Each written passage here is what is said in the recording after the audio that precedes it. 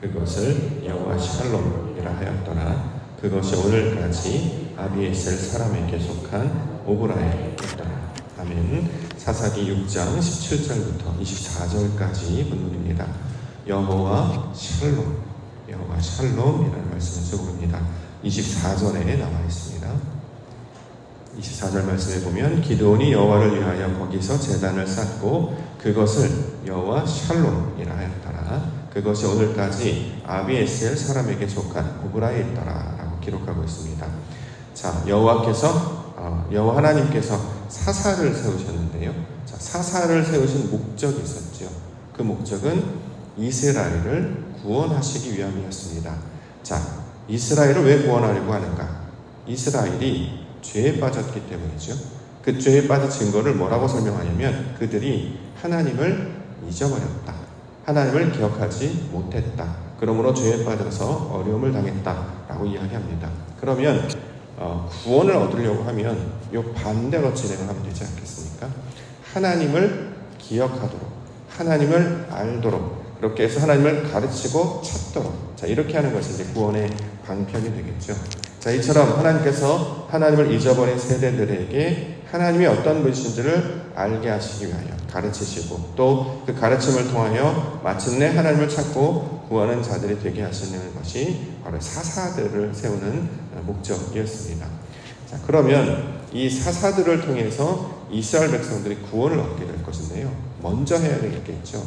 사사라고 하는 사람이 하나님이 어떤 분인지를 알아야 되지 않겠습니까? 부르심을 받은 자들이 하나님을 알아야 되지 않겠습니까? 전도를 해야 되는 사람이 하나님이 어떤 분인지 알아야 전파할 수 있지 않겠습니까? 빛이 무엇인지, 생명이 무엇인지, 진리가 무엇인지를 알아야 내가 경험한, 내가 만난, 내가 아는 그 진리는, 그 생명은, 그 하나님은 이런 분입니다. 그러므로 여러분들도 만나기를 원하고 여러분들도 찾기를 원합니다 라고 말할 수 있지 않겠습니까? 자, 그렇기 때문에 사사들을 세우신 다음에 하신 일이 하나님이 어떤 분이신지를 먼저 경험하게 해주시는 사건이었습니다. 자, 오늘 본문에 따르면 기드온이 여호와 하나님이 어떤 분이신지를 그가 보내신 사자를 통하여서 간접적으로 경험을 하게 됩니다. 실제적으로 이 하나님은 눈에 보이지 않는 영이시고 이 하나님을 우리 가운데 경험하기 위해서 이제 내리자를 세우시는데 이것은 이제 여호와의 사자라고 이야기하고 있습니다. 자, 여호와의 사자를 통해서 우리 하나님이 어떤 분이신지를 보이시고 겪게 하셔서 이게 바로 하나님이시구나, 이런 분이 바로 하나님이 하시는 일이구나 라는 것을 경험하게 해주시는 것입니다. 자, 오늘 본문에서 기드온이 경험한 하나님을 이렇게 말하고 있습니다. 여호와 샬롬. 여호와 샬롬. 샬롬은 이제 평강, 평화라는 뜻이죠. 우리말로 이제 하면 하나님은 어떤 분이시냐? 자, 안심하고 두려워하지 않게 하는 분이시다. 이렇게 설명하고 있습니다. 23절에 해석이 나오는데요. 23절 말씀에 보면 여호와께서 그에게 이르시되 너는 안심하라, 두려워하지 말라, 죽지 아니하리라 하시니라. 왜 안심하라 했는가? 왜 두려워하지 말라고 했는가? 사람들은 신을 보게 되면 죽는다고 생각했기 때문이죠. 왜냐하면 두려움의 대상이었기 때문입니다. 참 아이러니한 게 신을 그토록 경배하면서 섬기기를 원합니다. 그의 도우심과 복을 받기를 원합니다. 근데 한 가지 조건이 있어요. 만나면 안 된다는 거죠. 그 신이 과연 옳은 것인가? 신이라고 하면, 하나님이라고 하면 그가 내려주시는 모든 것을 받을 뿐만 아니라 교제하는 관계가 되어야 되지 않겠습니까? 서로 만나고 함께 밥을 먹고 함께 기쁘게 살아가고 이렇게 함께 지내는 것이 그 섬기고 경배하는 대상의 모습이 되어야 될 것입니다. 그런데 이전에 그들이 알고 있던 하나님, 그 신에 대한 것은 그의 역사는 밭되 그를 보면 안 된다. 그를 보면 나를 해코지 할 것이다. 다시 말해 그의 존재와 위험이 너무 크기 때문에 나는 거기에서 사라져버리게 될 것이다 라고 하는 두려움을 가지고 있었던 것 같습니다. 자, 그런데 기드온이 경험한 하나님은 무엇입니까? 내가 그를 만났습니다. 내가 그를 보았습니다. 그런데 뭡니까?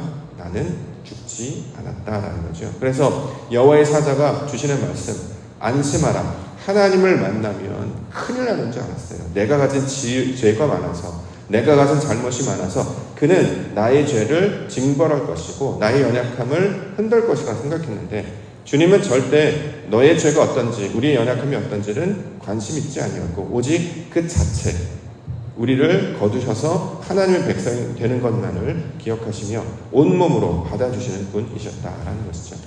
이것은 이제 신약에서 둘째 아들이 탕자가 나가서 그 쥐엄나무 열매도 먹지 못하고 그 돼지우리와 같은, 그러니까 누더기와 같은 냄새나는 몰골로 다시 찾아왔음에도 불구하고 그의 아버지가 달려나가서 끼어안고 입을 맞추고 그런 모습으로 이제 설명을 하고 있죠.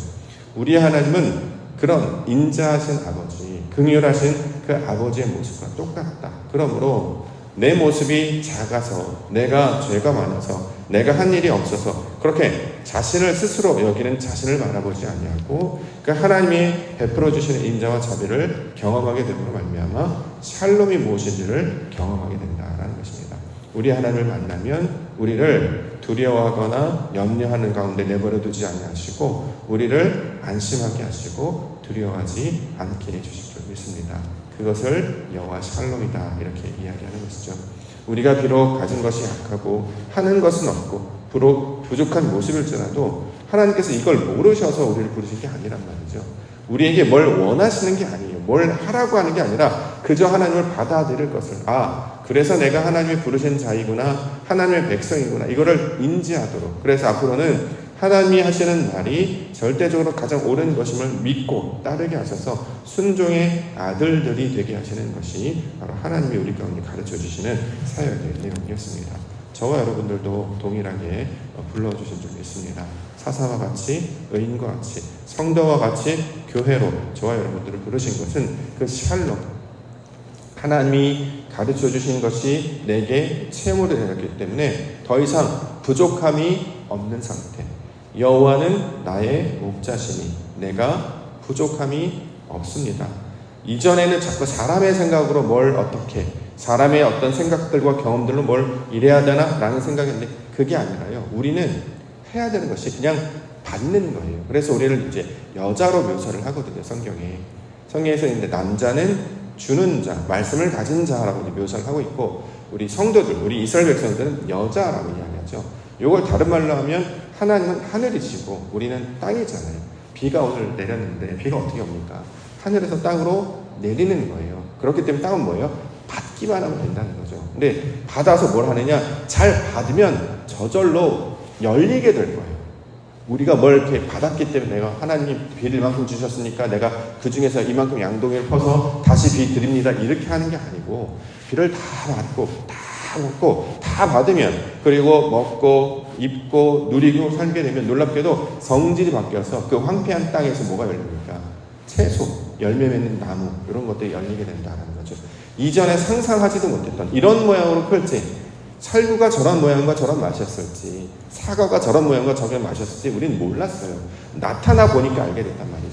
성령의 열매도 똑같습니다. 어떤 모양으로 나타나는지 우리는 몰라요. 그런데 이걸 신약에서 오래 참음, 자비, 양성, 충성, 온유, 절제 이런 모양들로 설명하고 있다는 거죠.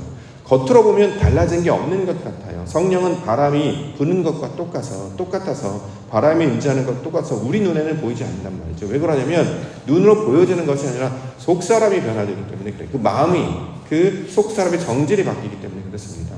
그래서 이것이 열매를 맺게 되면 나중에 뭘로 나타나냐? 말로, 표정으로, 태도로, 행동으로 나타나게 된다는 거죠. 자, 이전의 모습이 아닌 하나님이 주신 것을 받으며 살아갈 때 이처럼 배운 대로 받은 대로 살아가는 자들. 그래서 아무것도 두려워하지 아니하고 하나님이 주실 것을 온전히 믿고 나아가는 그런 상태를 갖게서 샬롬 이렇게 이야기하는 것입니다. 그래서 주님께서도 부활하신 주님께서도 제자들을 찾아왔었을 때 너희들 왜 다 부인했어? 너희들이 나한테 해준 게 뭐야? 너 어디 가려고 해? 이렇게 얘기하지 않는단 말이죠. 부활하신 주님께서 찾아와서 무슨 말씀하십니까? 너희에게 평강이 있을지어다. 두려워하지 말아라.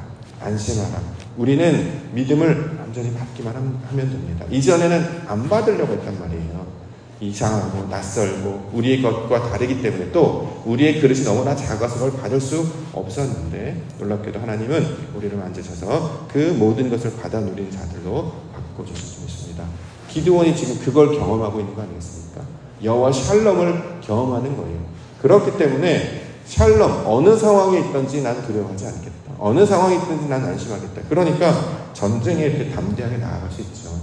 조금이라도 두려움이 있다면 되겠습니까? 제가 고소공포증이 있어요. 높은 데를 싫어합니다. 왜 그러냐면 이렇게 가면 너무 오금이 저려가지고 저런 높은 데 뭐 타워 같은 데 구경 가지 않으면 되게 불편해요. 좀 오래 못 있거든요. 실제로 현기증도 나고 가슴이 콩당콩당 또 심지어는 영상으로도 높은 곳에서 하늘에서 이렇게 밑으로 떨어지는 그런 영상 잘 못 봅니다. 왜냐하면 마음이 되게 움직이기 때문이죠. 자, 이렇게 두려움에 차 있는 사람이 있는데 그런 데로 만약 데려가면 올라가겠습니까? 그런데 안전하다라는 것이 확정이 되고 이 마음에 하나님께서 꽉 채워져 있고 그런 두려움이 없어지게 된다는 거죠. 인생을 살아가는 과정도 똑같잖아요. 이전에는 내가 무언가를 붙잡지 않으면 아무것도 이루어지지 않는 줄 알았기 때문에 이걸 막 붙잡고 살았단 말이죠. 그런데 먼저 우리 가운데 찾아주신 하나님께서 하나님의 샬롬이 무엇인지를 경험하는 자들은 이제부터 염려와 두려움과 불안과 근심에서 벗어나게 하신다라는 것입니다. 가장 먼저 샬롬을 경험하는 우리 성도님들 교회 되기를 원합니다. 그가 나의 마음은 작아요. 그런데 그가 우리 마음 가운데 오셔서 여기를 채워주시는 거예요. 그걸 받아주시는 거예요. 그래서 그 모든 것들 가운데 하나님의 영광이 내 안에 이루어지게 하여 주시옵소서. 그래서 이 뜻이 이 땅에서 하늘에서 이루어진 것 같이 땅에 이루어지다를 한마디로 또 표현하고 샬롬으로 표현할 수도 있습니다. 왜냐하면 나는 그게 없었는데 하나님께서 내게 들어오셔서 말씀이 되시고 진리가 되시고 하나님께서 내 안에 채워주시는 것. 그래서 히브리어로 영광이라는 단어가 이제 카보드라고 발음을 하는데 그걸 우리말로 해석하면 무겁다라는 해석이 돼요. 저는 그게 이해가 안 됐어요. 왜 무게를 나타나 무거운 것이 왜 영광이 되지? 보니까 내가 비어 있었는데 채워졌기 때문에 가라지였는데 알곡이 되었기 때문에 형식만 있었지 내용은 하나도 없었다는 거죠. 우리가 이제 어떤 직분을 있는데 직분에 맞는 역할이나 행동은 없었어요. 성도라는 이름은 있었는데 거룩함이 없었고 교회라는 이름은 있었는데 채워짐이 없었다는 거죠. 그런데 하나님께서 거기를 채워주시는 거예요. 그러니까 우리가 채워야 될 것은 하나님으로 채워내는 것. 바로 이것이 여호와 샬롬에 대한 내용이 되고 있습니다. 자, 17절부터 볼까요? 17절 기드온이 그에게 대답하되 만일 내가 주께 은혜를 얻었사오면 나와 말씀하신 이가 주 되시는 표징을 내게 보이셔서 내가 예물을 가지고 다시 주께로 와서 그것을 주 앞에 드리기까지 이곳을 떠나지 마시기를 원하나이다 하니 그가 이르되 내가 너 돌아올 때까지 머무르리라 하니라. 자, 우리 하나님 여호와 샬롬이라고 가르쳐 주시고 여호와 샬롬이 어떤 모양인지를 설명하는데 지금 기드온이 내가 아무래도 하나님께 제사를 좀 드려야 되겠습니다. 나에게 뭔가 잘해 주셨으니까 내가 가질 수 있는 모든 것들로 뭔가 영광을 돌리고 싶습니다 라고 할 때 하나님은 노라고 하지 않으셨어요? 그래 그럼 그렇게 해. 내가 여기서 기다리고 있을게. 우리 하나님은 들어주시는 분이에요. 그렇죠? 그리고 기다리시는 분이죠. 지금 기드온이 하려고 하는 게 사실은 율법에 따른 방법이라기보다 자기가 원래 했던 옛날부터 해왔던 방식대로 하나님을 좀 섬기겠다고 얘기하는데 그걸 나무라지 않으셨어요. 이게 맞아 저게 뭐라 이러지 않으셔요. 다 받아내셨단 말이죠. 그릇이 큰 자들은 받아내요. 이건 이렇다 저건 저렇다 하지 않아요. 이게 맞아 저게 맞아 이게 맞고 저게 맞아 그렇게 하지 않았어요. 마치 자녀들이 부모님 앞에 와서 이게 맞아 저게 맞아 할 때 괜찮아 라고 이야기했던 것처럼 우리 하나님은 들으시는 하나님이시다라는 거죠. 우리가 기도할 때 이런 실수를 하기도 합니다. 하나님 나 이렇게 해주면 나 이렇게 해줄게요. 하나님께서 나 들어주시면 내가 이렇게 열심히 할게요. 이런 다짐도 하고 결심도 합니다. 내가 이렇게 합니다. 근데 그걸 한들 하나님 달라지시는 거예요. 하나님께서 우리에게 재물을 받으시고 우리의 뭔가를 받으시고 그런 분이 아니심에도 불구하고 그렇게 하렴이라고 하는 거죠. 대표적으로 우리가 이제 결심, 작정기도, 우리 다짐, 결의 이런 거 있잖아요. 온전히 다 했을 때도 있습니다만 대부분 여기 많이 실패를 경험하게 되죠. 그럴지라도 우리 하나님 나무라지 않으시고 그래 너 돌아올 때까지 내가 여기 있을게. 너의 마음이 하나님께로 온전히 회복될 때까지 내가 계속 잘 지켜주겠다. 이런 의미입니다. 그렇기 때문에 교회와 성도들이 이 말씀을 받고 살아가게 되면 잘 지키는, 기다리는, 들어주는 이런 모습들이 나타나게 되는 거죠. 이전에 잘 못했어요. 듣지도 않고 내가 먼저 말하고 지키지도 않고 말만 하고 그런데 하나님의 성령이 역사 우리 가운데 나타나면 듣고 지키고 기다리는 자로 바꿔주게 된다는 거죠. 왜냐하면 우리 하나님이 바로 그러한 모습으로 보여주셨기 때문입니다. 20절 21절 하나님의 사자가 그에게 이르되 고기와 무교병을 가져다가 이 바위 위에 놓고 국을 부으라 하니 기드온이 그대로 하니라. 여호와의 사자가 손에 잡은 지팡이 끝을 내밀어 고기와 무교병에 대니 불이 바위에서 나와 고기와 무교병을 산닫고 여호와의 사자는 떠나서 보이지 아니한지라. 이걸 이제 우리말로 적용하면 이제 제사를 받으셨다, 예배를 받으셨다 이렇게 생각할 수 있습니다. 하나님은 원래 제물이나 제사를 기뻐하지 않는다고 했죠. 하나님께서 받으시는 제사는 뭡니까? 순종이에요. 다시 말해 마음을 받는 거다라는 거죠. 그래서 우리 주님은 중심을 보신다라고 했죠. 우리가 드리는 예물, 우리가 드리는 수완말이 여기에 마음을 두시는 것이 아니라 그걸 성령이 불러 태우셔서 하나님의 뜻만 남도록, 그래서 그 마음의 중심을 받으시는 분이 우리 하나님이심을 가르쳐주고 있습니다. 그래서 우리에게 요구하시는 것은 순종이 제사보다 낫다. 듣는 마음을 우리가 찾고 구할 때에 그것을 우리 하나님은 기뻐 받으신다. 이렇게 이야기합니다. 자, 그러므로 우리가 하나님 앞에 나아갈 때 마음을 받는 연습들을 먼저 하셔야 된다는 거고, 가장 중요한 건 하나님 마음을 붙잡게 하여 주셨어요. 그러면 놀랍게도 마음을 갖고 있자면 원래 내 방식으로 하면 나한테 좋은 뜻이 생기면 내가 뭐라도 자꾸 하려고 하잖아요. 막 의도적인 행동이 나타난단 말이죠. 근데 그건 내 방식이고, 그건 내가 하는 방식이고, 하나님의 방식은 받으라는 거예요. 먼저 하나님의 마음 품게 하시고 잘 받게 해주세요. 그러면 그걸 잘 지키고 있으면 실제로 어떤 일이 일어나는지 삶에서 나타납니다. 그것이 채워지는 재물의 역사가 될 수도 있고요, 헌신의 방법이 될 수도 있고, 다른 방식으로 나타나요. 우리는 자꾸 우리 방식대로 사랑을 표현하려고 하는데 하나님의 방식은 받고 지키고 있으면, 그 마음을 붙잡고 있으면, 그 마음을 품고 있으면 어떻게 해야 되는지를 하나님께서 알려주실 거예요. 그 모습을 따라 나아갈 때 바로 하나님을 기쁘시게 하는 일이다 라고 이야기하고 있습니다. 자, 22절 23절. 기드온이 그가 여호와의 사자인 줄 알고 이르되 슬프도소이다. 주여 여호와여, 내가 여호와의 사자를 대면하고 왔나이다 하니 여호와께서 그에게 이르시되 너는 안심하라, 두려워하지 말라, 죽지 아니하리라 하시니라. 자, 하나님께서 우리에게 요구하시는 것은 무엇이냐면, 하나님을 만났을 때 내가 하나님을 봤습니다.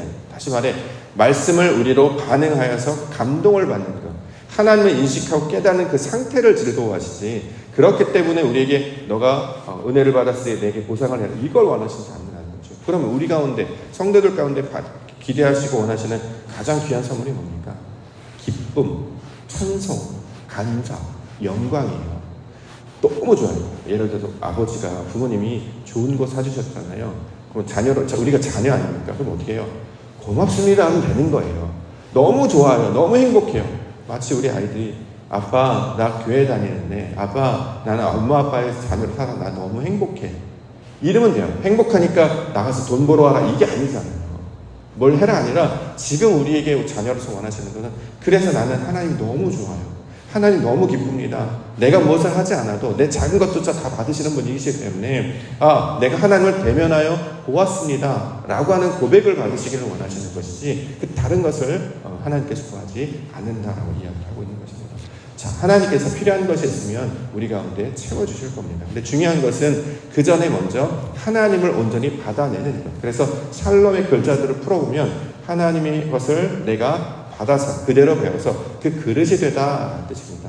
아버지로부터 받은 것을 아들이 그대로 받아서 그의 모습들로 변화되는 것. 그러므로 우리가 감당해야 될 하나님의 사역은 성도가 되는 것, 아들이 되는 것. 다시 말해 좋은 아들, 좋은 교회, 좋은 딸, 좋은 성도, 이 모습이 되는 거예요. 그런 사람들은 무슨 얘기를 하냐면 항상 아버지의 입을 이야기합니다. 우리 아버지가 너무 좋습니다. 아버지께서 내게 이런 거 주셨어요. 기쁩니다. 감사합니다. 자, 하나님을 찾는 사람의 방식이 이렇게 나타난다는 거죠. 방법적인 결과는 다 다르기 때문에 하나하나를 다 열거할 수 없고, 우리에게 비춰지는 것, 결국 아버지를 찾았더니 내게 기쁨과 감사와 영광과 평강이 나타나라, 이걸 우리 가운데 가르쳐 주신 것입니다. 그래서 먼저 만나게 하신단 말이죠.